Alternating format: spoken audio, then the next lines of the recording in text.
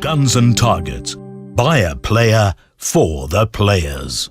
Bonjour à tous et bienvenue dans cette nouvelle vidéo review.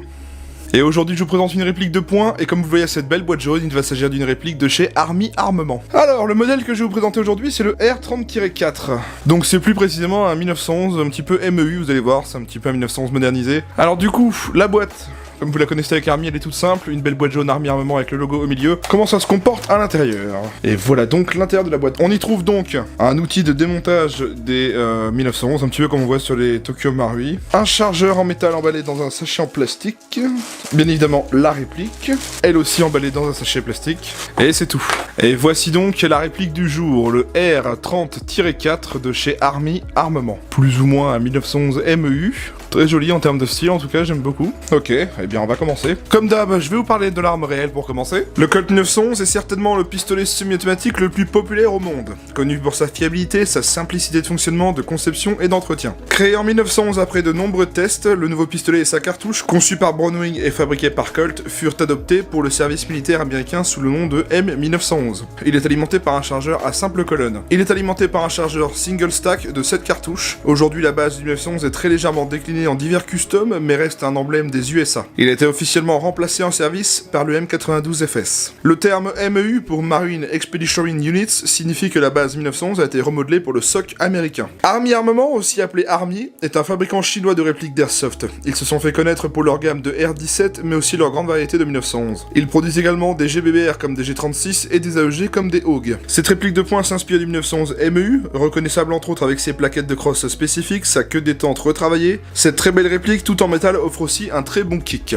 Voilà pour l'arme et la réplique. Alors, comment est-ce qu'elle fonctionne? Eh bien écoutez, c'est un GBB standard, c'est un 1911 comme j'en ai présenté plein, surtout dernièrement sur cette chaîne. C'est tout simplement une réplique qui va fonctionner au gaz. On va insérer le gaz dans les chargeurs, ici avec la petite valve de remplissage. On met des billes du gaz, on arme la réplique, et on tire. Et à chaque tir, on n'aura pas besoin de réarmer manuellement puisque ça reproduira le mode semi-automatique comme un vrai pistolet. Ça se désigne donc sous le nom GBB pour Gas Blowback. Tapez donc GBB Airsoft sur Google et vous trouvez plein de choses intéressantes. Évidemment, c'est pas les répliques les plus simples pour commencer puisqu'il s'agit des répliques à gaz.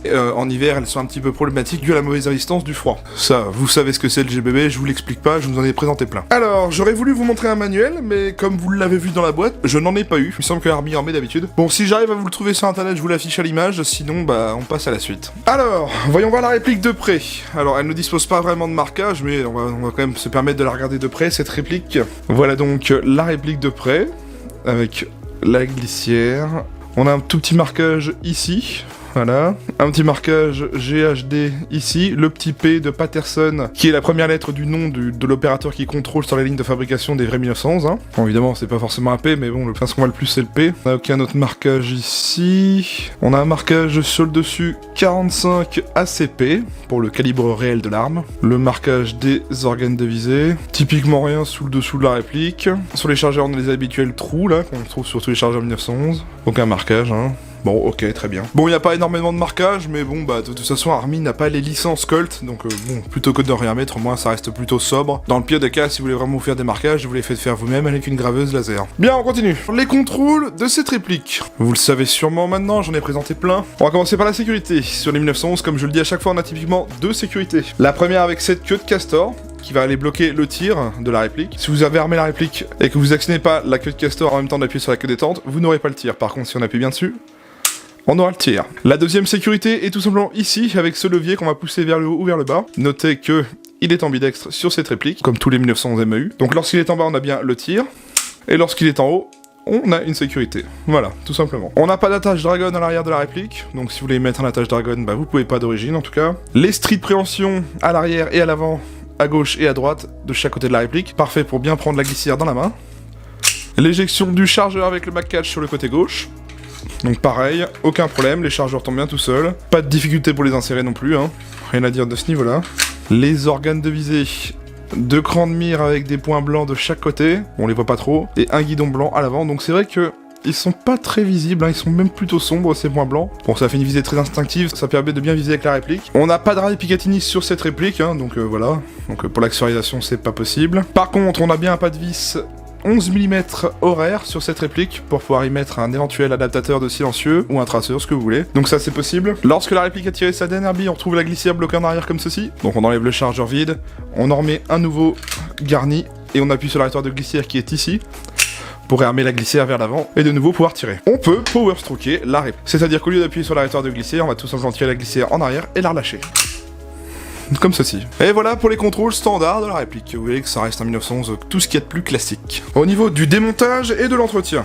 Alors, comme d'habitude, on va retirer le chargeur. Celui de 1911, on a un cran d'arrêtoire de glissière et une demi-lune. On va donc aligner la demi-lune avec l'arrêtoire de glissière, comme ceci. De l'autre côté, on va l'appuyer ici, voilà, l'arrêteur de glissière sort, on peut le retirer du côté gauche. Ici, on tire la glissière vers l'avant, et on démonte le tout en deux. Il n'y a rien de plus simple. Donc là, on retrouve la frame avec le ressort récupérateur, l'outer barrel, le nozzle, le block up, etc. La partie frame, voilà, type mécanique Marui de base, hein, c'est vraiment de la copie. Bon, sinon pour le démontage complet, hein, je vais pas vous le montrer parce que je l'ai déjà montré plein de fois sur cette chaîne. Vous retirez le ressort récupérateur, le guide ressort qui est ici, ensuite vous pivotez d'un quart de tour cette pièce et vous la sortez, et vous pourrez tout simplement sortir le bloc canon externe par l'avant, et vous aurez accès directement au nozzle. Bien sûr, le nozzle, pensez à bien le lubrifier la première fois que vous recevez la réplique, c'est très important. Voilà, c'est tout ce qu'il y a de plus simple, c'est du démontage de tout ce qu'il y a de plus normal de 1911. Alors pour le réglage de up, profitez d'avoir démonté pour vous dire où c'est. Le réglage de up, comme tous les 1911, ça va se faire ici, glissière démontée avec la petite molette de réglage. Je sais pas si vous allez la voir, si on la voit un petit peu ici au bout de mon pouce. Oui, c'est un réglage hop-up type 911, hein, faut le démonter pour pouvoir y accéder. Mais de toute façon, comme je le dis à chaque fois, au jour d'aujourd'hui, on n'a toujours pas fait mieux, donc c'est la seule façon de régler votre hop-up sur ces 1911.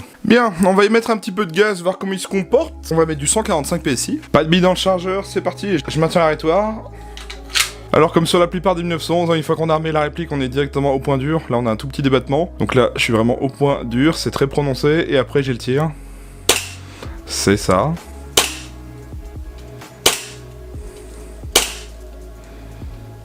Bon, ça reste un 1911, tout ce qui est de plus classique. J'arrive pas trop à déceler le trigger reset.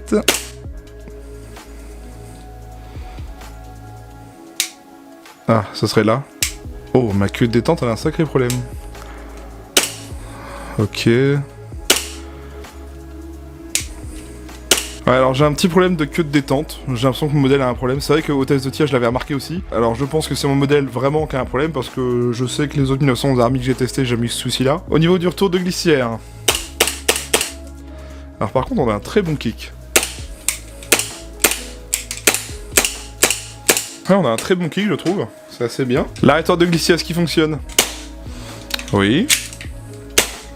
Oui. Oui, bon, l'arrêteur de glissière ça fonctionne, c'est pas un problème. Au niveau sensation de tir, par contre, on a quelque chose de vraiment pas mal.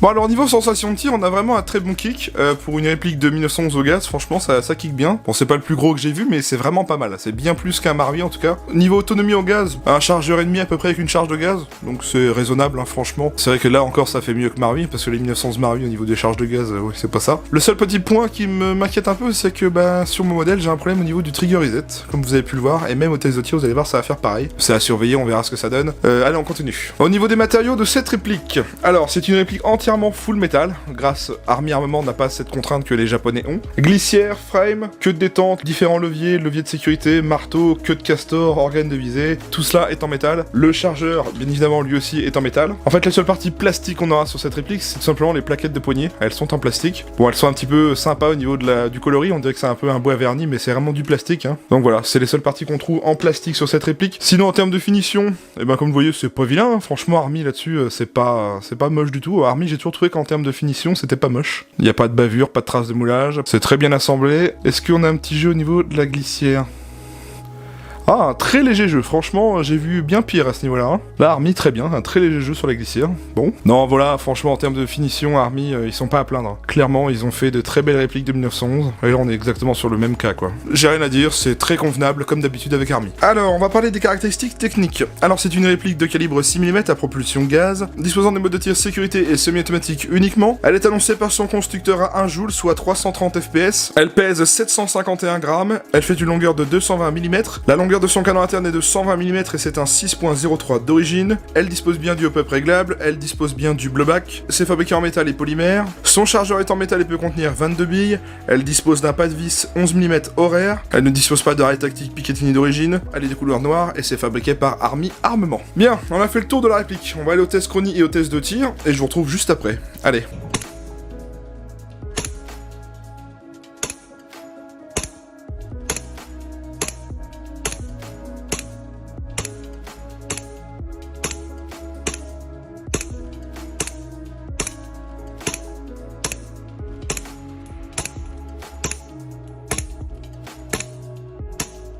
Test de tir d'un 1911 Army.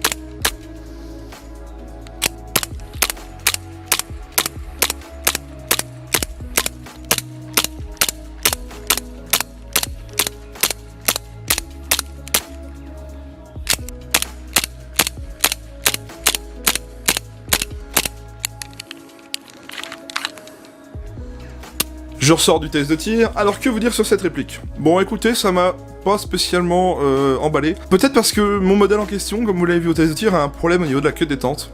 Sinon en termes de perf, vraiment si on s'en tient pas vraiment à ce problème, bon ça reste tout à fait convenable, hein. Army là-dessus c'est tout à fait jouable en sortie de boîte. Bon je dis pas que vous avez des perfs dignes d'un Tokyo Marui, mais en même temps c'est pas le même budget non plus, on est bien en dessous. Celui qui vient en 1911, pas forcément avec les marquages, full metal, pas très cher, c'est clair que là c'est clairement une belle opportunité, parce que les répliques de chez Army rentrent dans cette gamme, donc c'est très bien. En perf, allez, vraiment en perf pur, allez, 20 mètres facile, on peut toucher sa cible, c'est pas un problème, 20 mètres ça va. Au-delà, ça commence à être un petit peu plus hasardeux, et encore j'ai vu certaines répliques de 1911 Army qui touchaient presque 30, donc c'est quand même bien raisonnable, surtout pour le prix de la réplique. En termes d'autonomie, comme je l'ai dit tout à l'heure, ouais, un chargeur et demi, facile avec une charge de gaz, sachant qu'en plus là au moment où j'ai fait les tests de tir il faisait vraiment très beau, il faisait encore chaud. Non, sinon j'ai rien d'autre à déceler. Pour conclure, c'est une réplique que je conseillerais beaucoup à des débutants qui cherchent un 1911 full metal, pas forcément avec les marquages pour les puristes, ça rentre dans les budgets des débutants, et Army Armement en termes de réplique de 1911, moi j'en ai essayé plein avec celle de Vince, moi j'ai pas trop à me plaindre, honnêtement c'est quand même très clean, surtout avec le prix que propose Army leur réplique.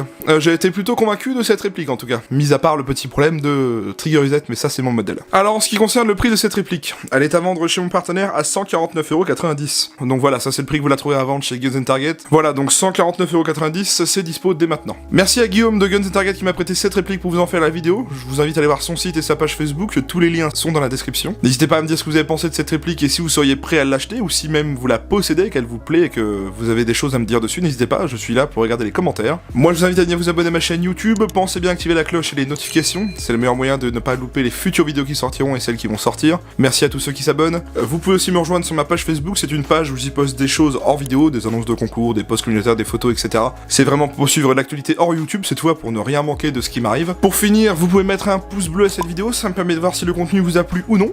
Donc si vous avez aimé ou pas, ça me donne une petite stat en fonction de la vidéo, si ça a bien plu ou pas, donc n'hésitez pas, c'est fait pour ça. Et pour finir, je vous invite à venir me retrouver sur mon serveur Discord, c'est un serveur qui est totalement gratuit, le lien est en description, c'est pour échanger d'airsoft avec moi et d'autres membres. Vous avez juste à vous présenter à l'entrée du serveur et vous y aurez accès, voilà. Merci à tous d'avoir regardé cette vidéo, j'espère qu'elle vous aura plu, je vous retrouve vendredi pour une prochaine review. D'ici là, prenez soin de vous, portez-vous bien, et salut à tous.